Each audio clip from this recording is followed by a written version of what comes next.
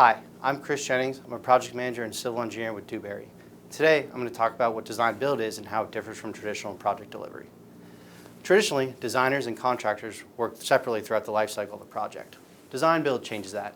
It brings designers, contractors, and engineers together under one team from the start of the project. So what exactly is design build? Design build is where one team is responsible for both the design and construction under a single contract. This differs from traditional project delivery, where design often happens first and construction comes later. With design build, these steps can overlap so that teams can collaborate in real time and address problems quickly and more efficiently before they become costly changes during construction. Owners often choose design build for a few key reasons: faster schedules, better cost control, and more clear accountability, meaning one team and one point of responsibility. You'll often see design build used in a variety of project types such as site civil, industrial, manufacturing, environmental, and a few other key disciplines. It's really used anywhere where schedules are tight and projects are complex.